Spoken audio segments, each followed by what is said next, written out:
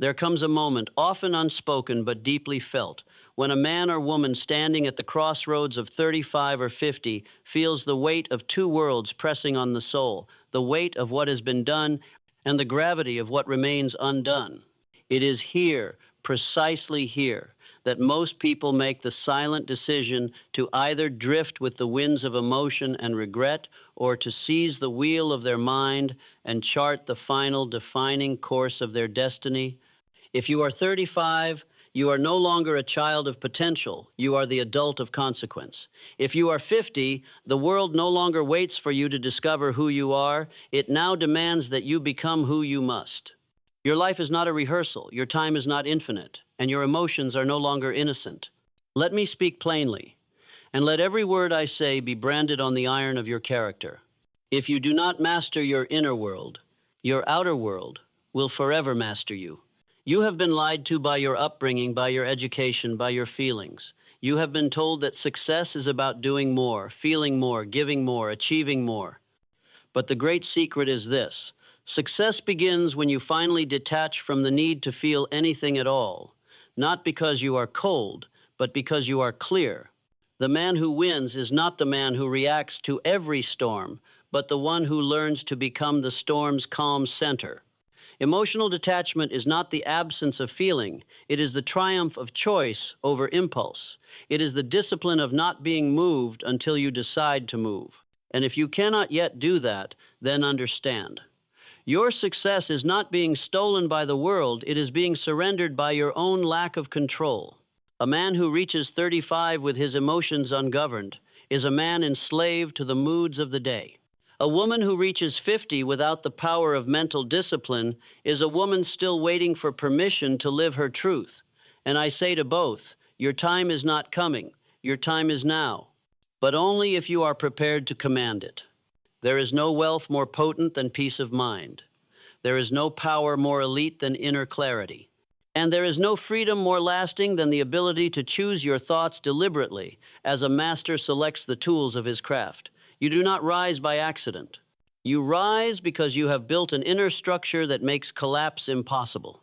Now let me define what I mean by emotional detachment. It is not apathy, it is not weakness, it is the conscious decision to no longer allow your emotions to govern your behavior. You will feel. Yes, you will feel, but you will not obey.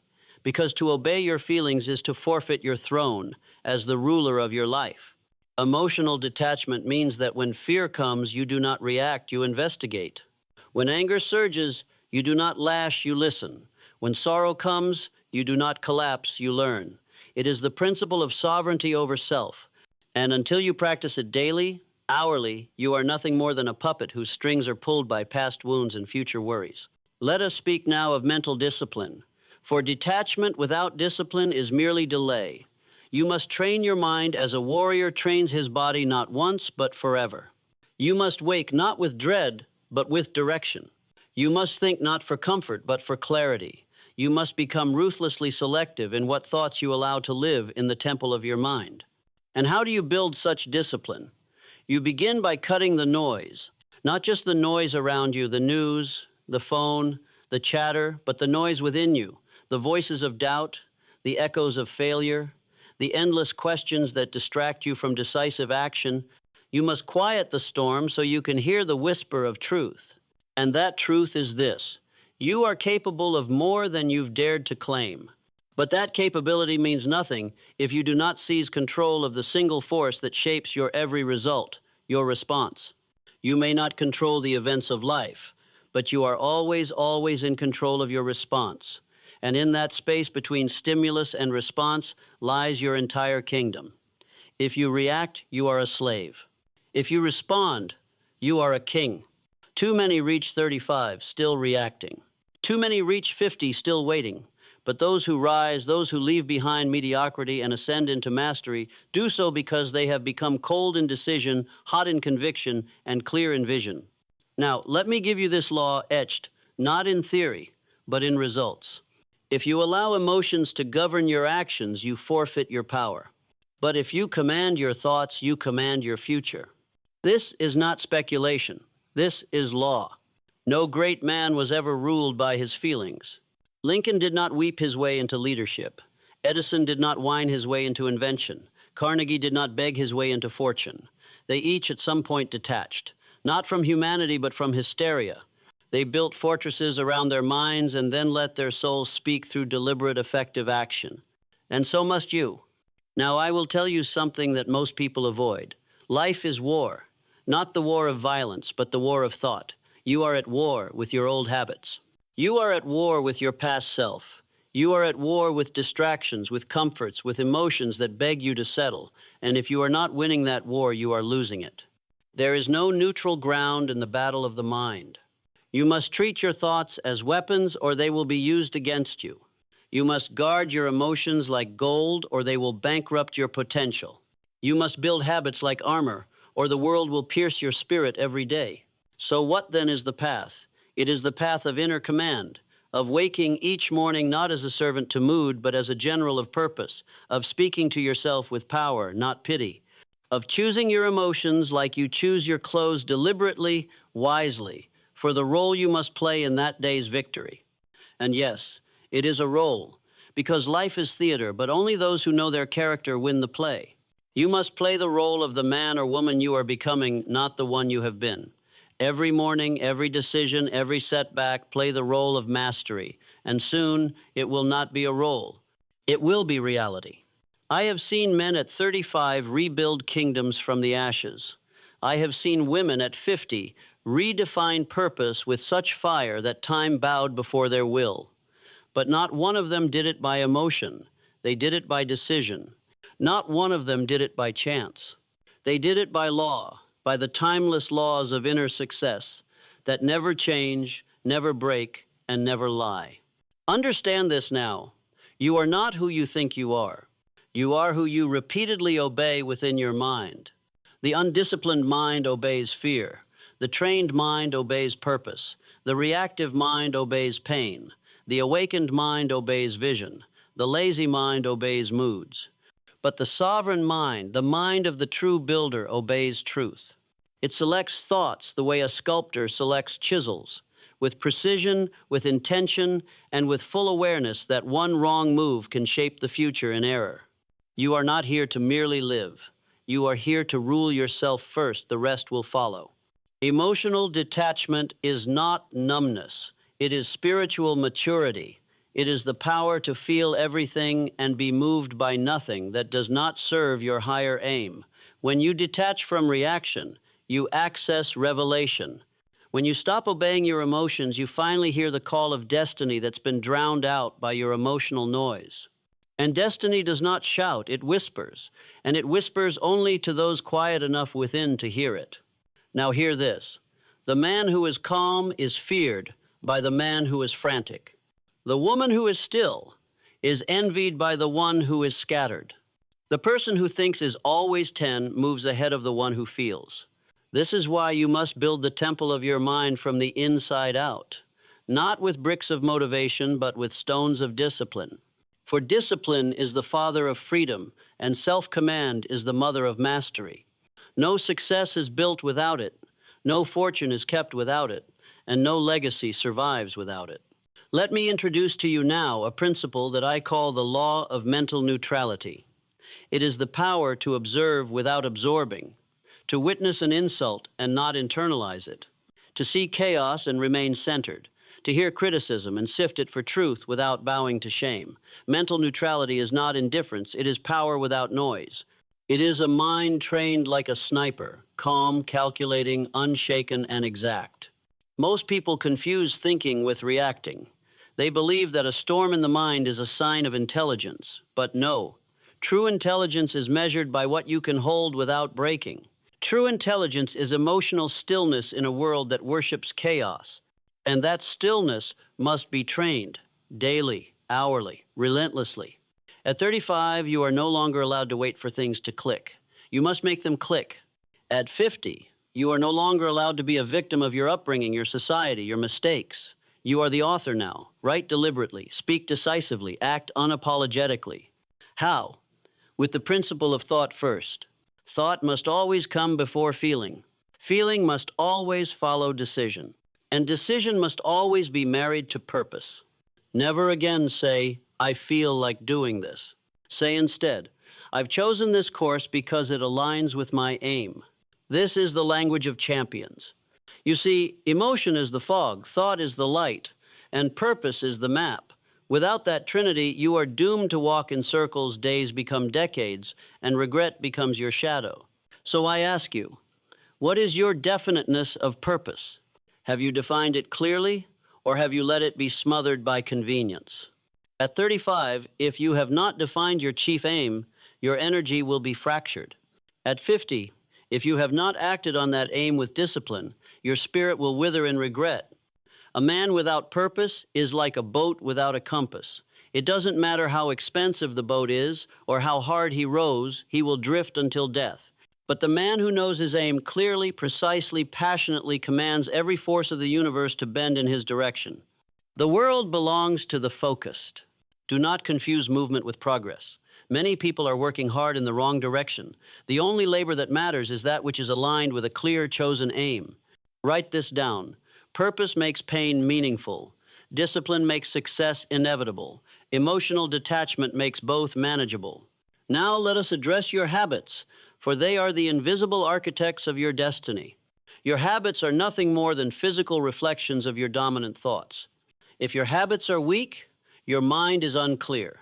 If your habits are reactive, your emotions are in control. If your habits are deliberate, your future is predictable. You cannot escape this law. Each morning you must sit with your thoughts and ask, which of you are allies and which of you are traitors? Yes, traitors. Because some of your thoughts are not here to help you. They were planted by fear, nurtured by failure, and repeated by weakness. You must exile them. You must be merciless with doubt.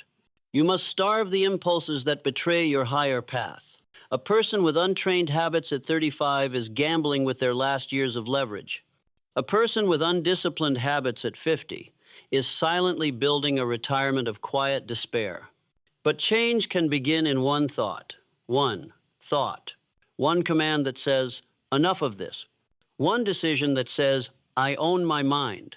One declaration that says, from this moment forward, I act from thought, not feeling. And then ritual, daily ritual.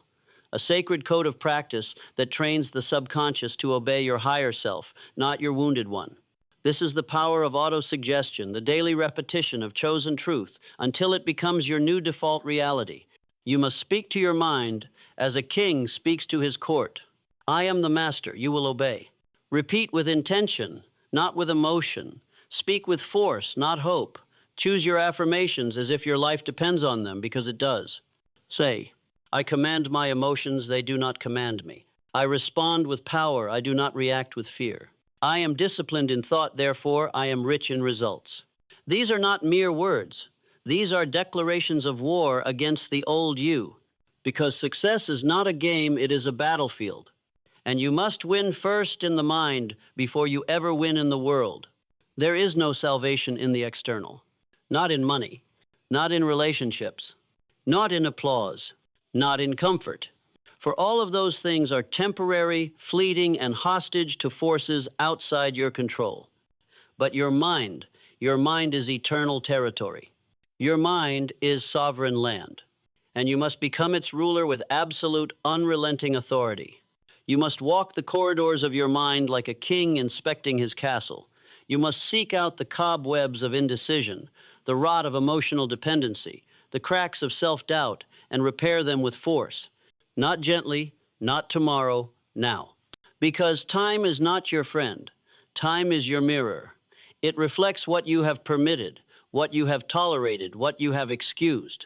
And if you've spent the last 20 years building your identity on reaction, comfort, or external validation, then you have been building on sand.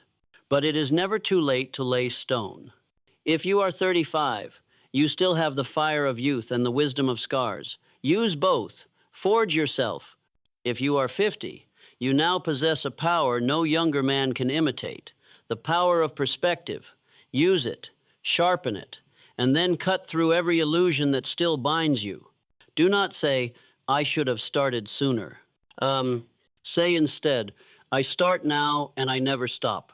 That is mental discipline. That is emotional detachment. That is power.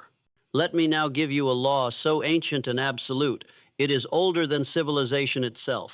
You become whatever you dwell upon. If you dwell on betrayal, you become bitter. If you dwell on failure, you become timid. If you dwell on regret, you become paralyzed. But if you dwell on vision, you become unstoppable. You must learn to guard the gates of your mind like a warrior at the fortress. Not every thought has the right to enter. Not every feeling has the right to stay. You must inspect each with the question, does this serve my purpose? If it does not, exile it. Now understand this. Every man is born a slave to his mind, but not every man dies one. The weak mind is reactive, emotional, scattered. It obeys the mood, the opinion, the trend. It cannot hold a thought without bleeding energy. It cannot stay with a plan without craving distraction. It cannot delay gratification. And so it suffers quietly, hoping that some external change will save it. But the strong mind, oh, the strong mind obeys principle. It endures boredom. It resists temptation. It holds its course while others drift. And most of all, it acts even when it does not feel like acting. Discipline is not something you do when you're motivated. Discipline is what you do, especially when you're not.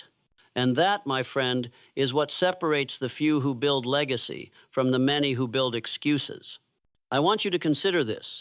What if the version of you you're chasing is already waiting inside you right now, trapped beneath layers of emotion, fear, and comfort? What if your greatest self is not something to discover, but something to uncover? And what if the only tool you need is detachment, the ability to step back from the noise, to look at your patterns, your habits, your triggers, and cut away the ones that no longer serve the empire you must build? Because that is what this is, empire building, not of land, but of self. You must construct an empire within, of focus, of calm, of fire that does not flicker when the wind rises. The man or woman who does that becomes untouchable. Yes, untouchable.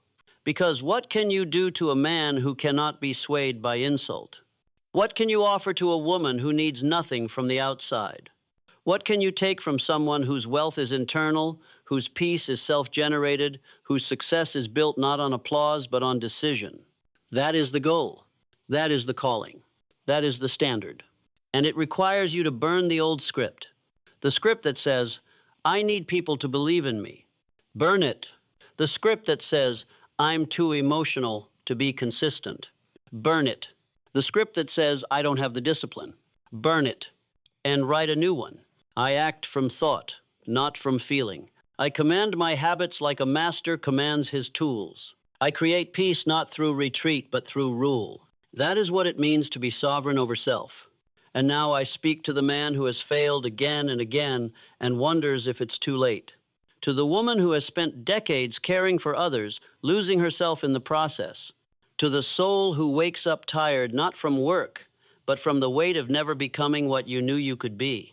Listen to me. It is not too late, but only if you stop waiting to feel ready. You will not feel ready. You will feel scared. You will feel doubt. You will feel unworthy. But if you act anyway, you will feel power. And that, my friend, is the secret no one tells you. Power does not precede discipline.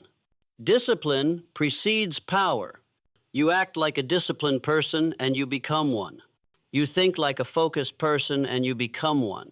You detach like a peaceful person and you become one. It is not pretending. It is practicing, and practice becomes reality.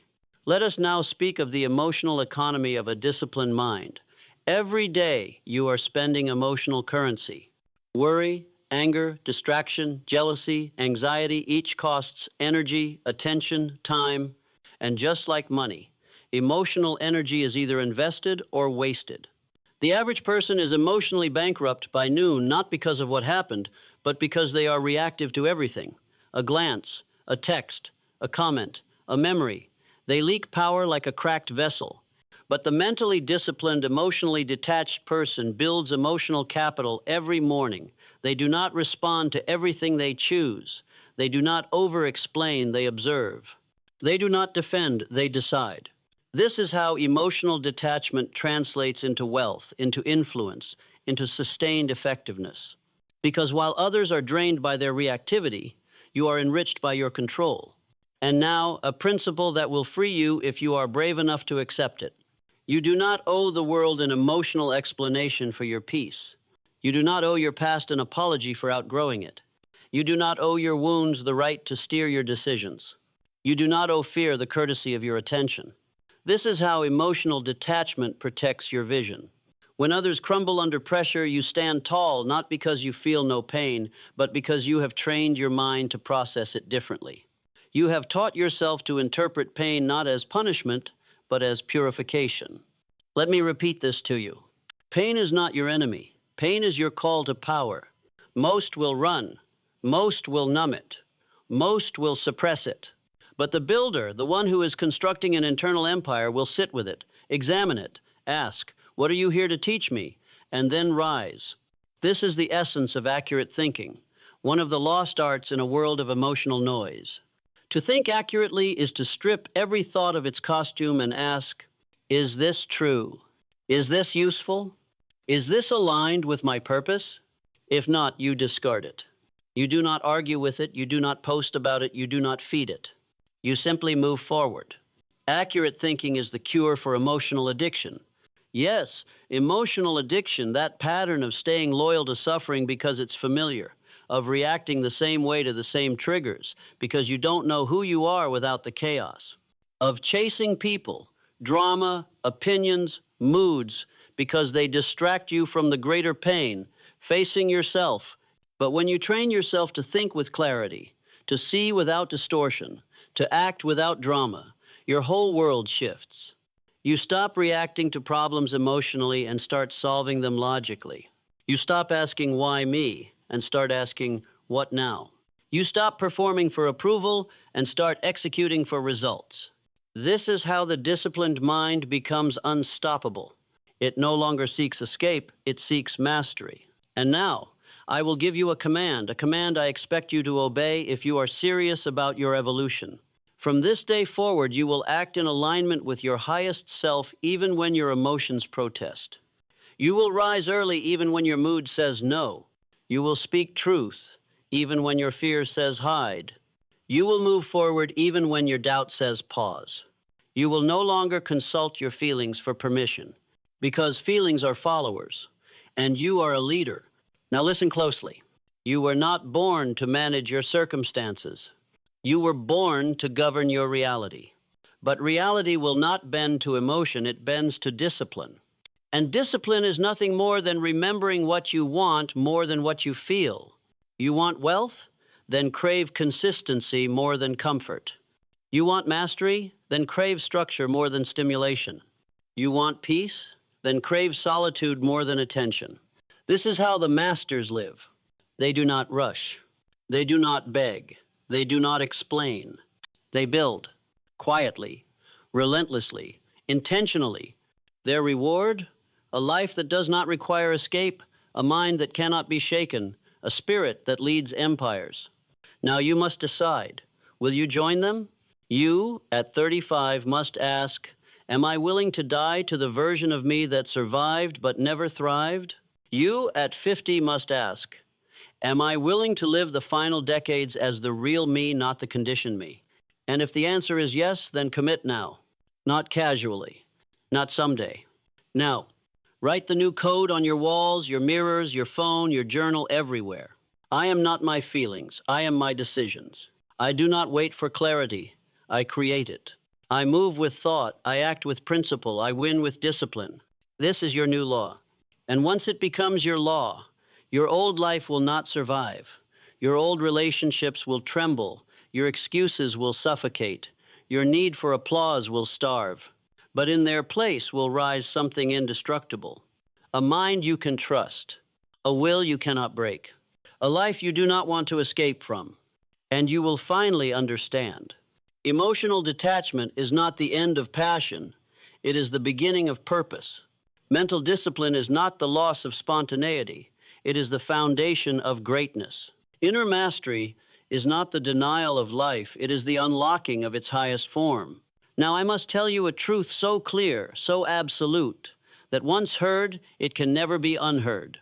You are not tired, you are undisciplined. You are not overwhelmed, you are overstimulated. You are not behind, you are simply scattered.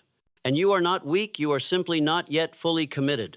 Every problem you face today can be traced back to a single source, a failure to govern the inner world. Not your job, not your family, not your past, your mind. Because if the mind is chaotic, all things become distorted. Success becomes a struggle, joy becomes a chore, time becomes your enemy, and you become a stranger to your own potential. But the opposite is also true. When the mind is ruled by principle, not by pain, you become unstoppable. You see through chaos, you organize your emotions, you act from wisdom, not wounds, and you rise while others remain stuck. Let me be perfectly clear. Success is not reserved for the lucky. Success is reserved for the disciplined, for the calm, for the inwardly strong, for the man or woman who chooses their thoughts like a surgeon chooses a blade with precision, with purpose, with courage. And if that is not yet you, then it is time to become it. Now listen well. The undisciplined mind is not neutral, it is dangerous.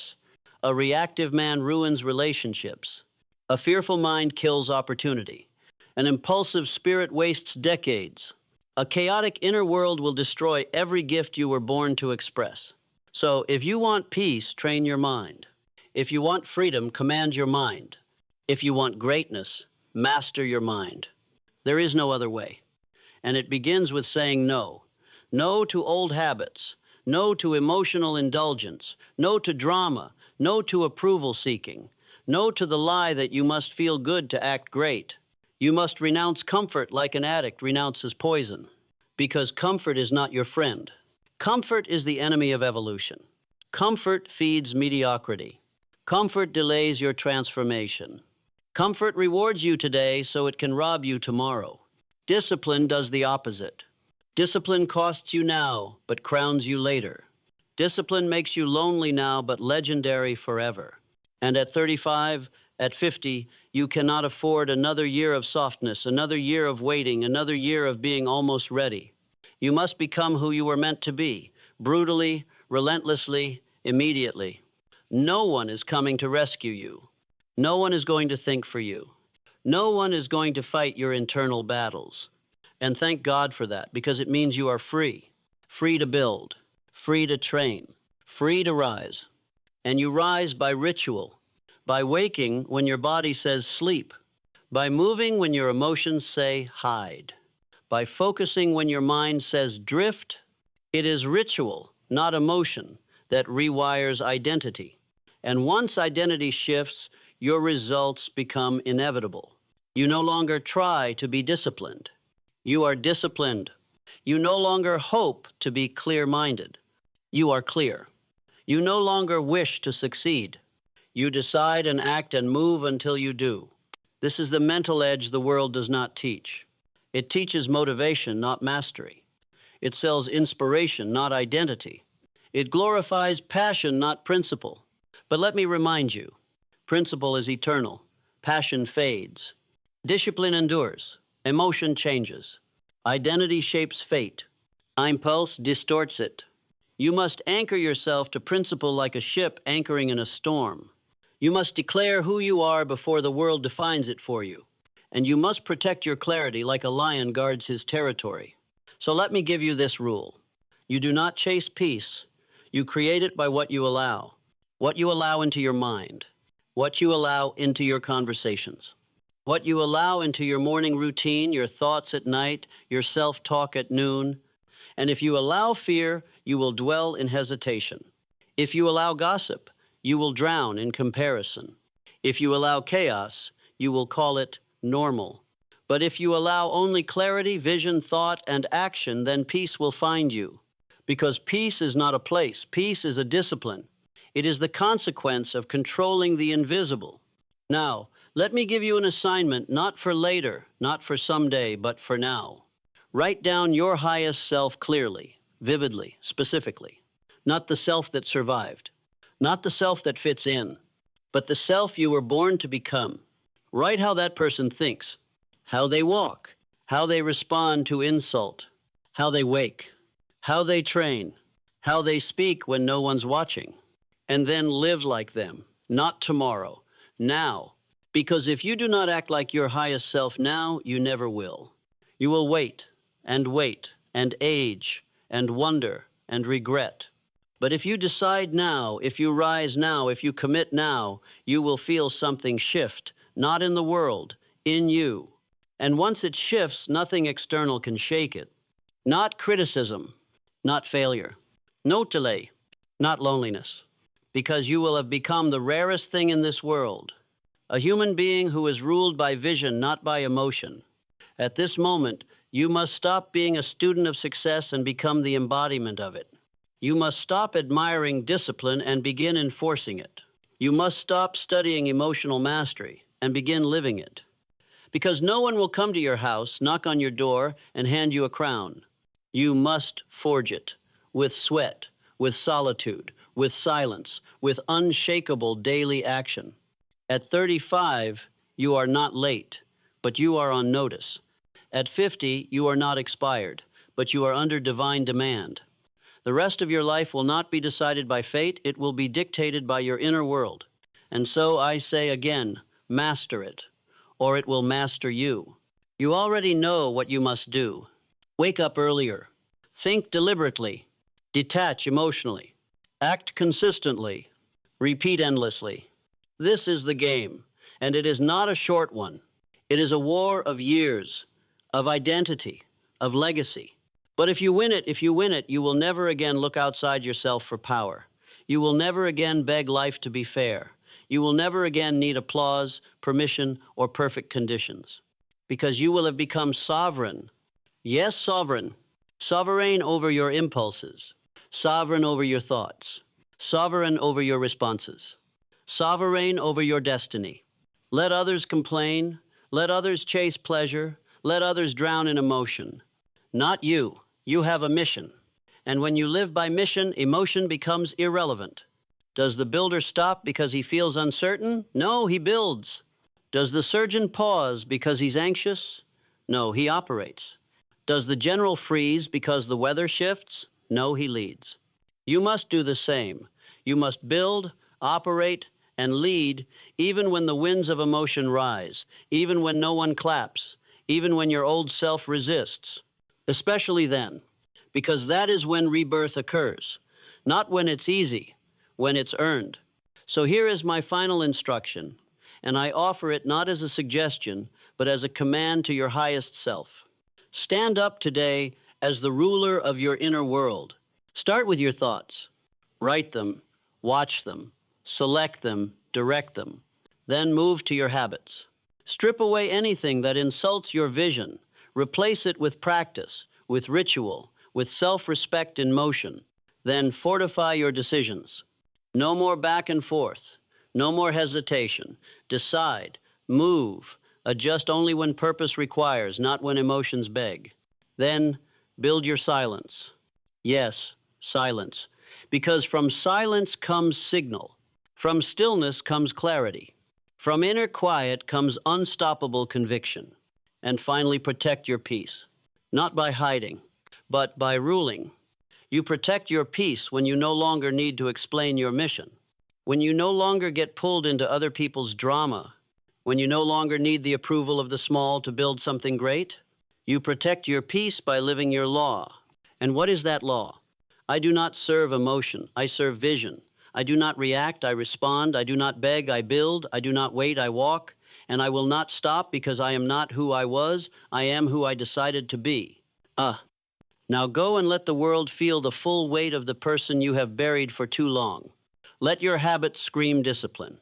Let your presence speak calm. Let your work express your thoughts clearly, powerfully, relentlessly.